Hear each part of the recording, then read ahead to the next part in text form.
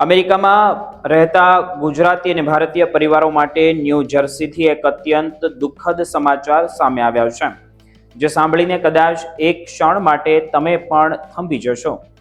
પરિવાર સાથે પિકનિક માણવા ગયેલા 41 વર્ષીય કૌશિક શર્મા માટે આ પ્રવાસ જીવનનો છેલ્લો પ્રવાસ બની ગયો. રવિવાર 16 ઓગસ્ટના રોજ ન્યૂ જર્સીના મોરિસ કાઉન્ટીમાં આવેલા લેક ઓપેનકોંગમાં પેડલ બોર્ડિંગ દરમિયાન ડૂબી જવાથી કૌશિક શર્માનું હવે મોત થયું છે.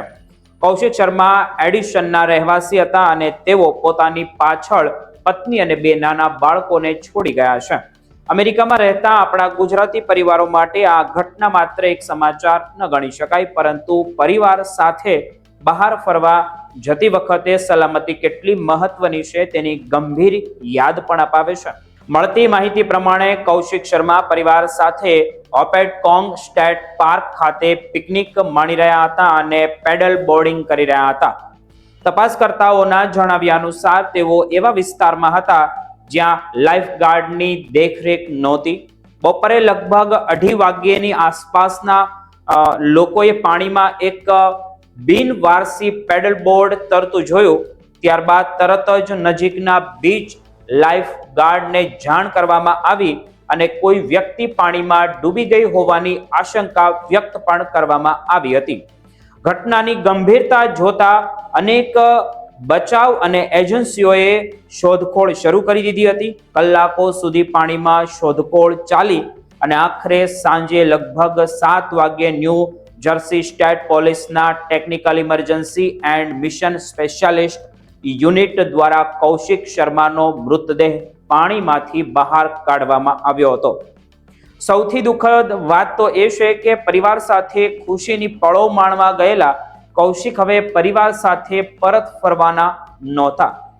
મોરિસ કાઉન્ટી પ્રોસિક્યુટર ઓફિસે ઘટનાની પુષ્ટિ કરી છે. આ મામલે new jersey state park police અને ન્યૂ જર્સી સ્ટેટ પોલીસ દ્વારા તપાસ પણ ચાલી રહી છે. અધિકારીઓના જણાવ્યા પ્રમાણે હાલ કોઈ ગુનાહિત પ્રવૃત્તિઓ અથવા તો શંકાસ્પદ બાબત હોવાની આશંકા નથી.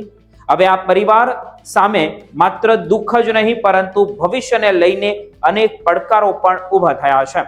પરિવારને મદદ કરવા માટે રાકેશ આહિરવાર દ્વારા ગો ફંડ અભિયાન શરૂ કરવામાં આવ્યું છે. તેમાં કૌશિક શર્માને દયાળુ, ઉદાર અને હંમેશા બીજાની મદદ કરવા તૈયાર રહેતા વ્યક્તિ તરીકે યાદ પણ કરવામાં આવ્યા છે. તેઓ એડિશન સમુદાય, BAPS addition school, PTO board અને સ્થાનિક ગુજરાતી સમુદાય સાથે સક્રિય રીતે જોડાયેલા પણ હતા.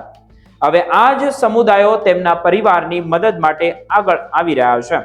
ફંડનો ઉપયોગ અંતિમ સંસ્કારના ખર્ચ ઉપરાંત પરિવારના આગળના જીવન નિર્વાહ માટે પણ કરવામાં આવશે.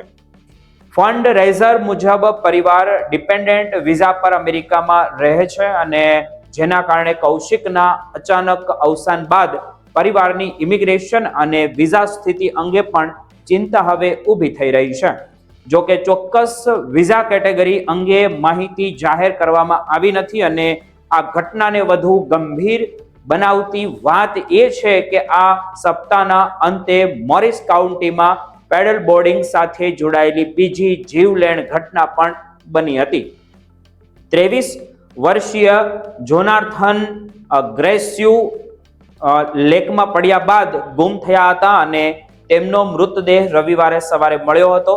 અમેરિકામાં રહેતા ભારતીય અને ગુજરાતી મિત્રો, આવી ઘટનાઓ આપણને એક મહત્વની વાત યાદ અપાવે છે કે પાણીની મજા માણતી વખતે સલામતીમાં જરા પણ બેદરકારી ભારે તમારી પડી શકે છે. કૌશિક શર્માના પરિવાર માટે આ અવિશ્વસનીય દુઃખની ઘડી છે, જે 2 નાના બાળકો અને પત્નીને પાછળ છોડી ગયેલા કૌશિકને આખો ગુજરાતી સમુદાય શ્રદ્ધાંજલિ આપી રહ્યો છે અને પરિવારને શક્ય તેટલી મદદ કરવાનો પણ પ્રયાસ કરી રહ્યો છે.